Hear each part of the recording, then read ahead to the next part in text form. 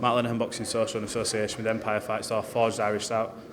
I wasn't talking to you then. I just want to point that out on camera because I said let's go. No, it was over here.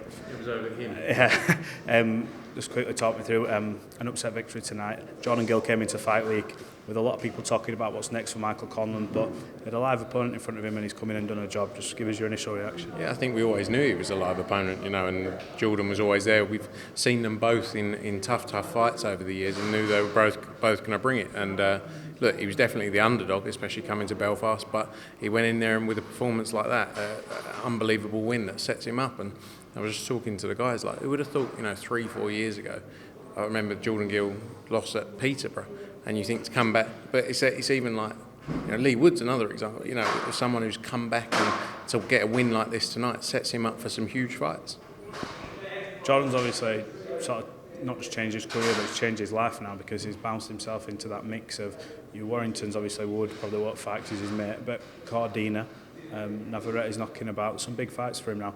What do you think's next for Jordan Gill? I know it's fresh, but what would you like to see him do? I think there's big fights out there. We need to make the right fights. I think that makes, obviously, looking at the division, makes Wood Warrington was always the most likely fight. There was some talk about potentially the Conlan rematch instead of Warrington, but it was always the most likely fight there. Cordina, as you say, there's so many fights out there to be made. I think we have to see, what's next and work from there.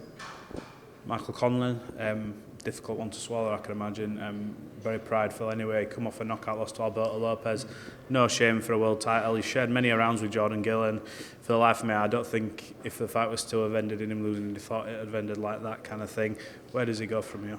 I think he's got a tough decision to make now. He's obviously coming off the back of, a finish like that tonight, the Lopez finish, and obviously a tough ending against Lee Wood as well, a few fights ago.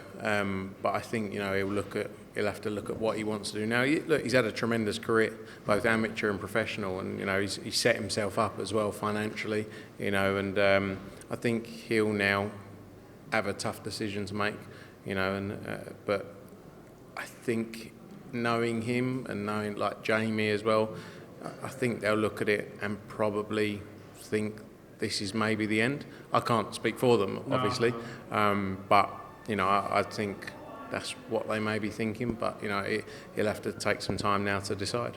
Other good performances on the card. Sean McComb putting an outstanding performance against Sam Maxwell. Caoimhin Agyarko got that big victory in Belfast that he wanted. What other things impressed you about this card? It was a good night in Belfast overall. Yeah, we always knew it was going to be a good night. It was always a great show when we put it together. Some brilliant fights on the card. Lewis Crocker with a brilliant performance as well, with a win in there tonight. Then Sean McComb, as you say, good win for him against Sam Maxwell.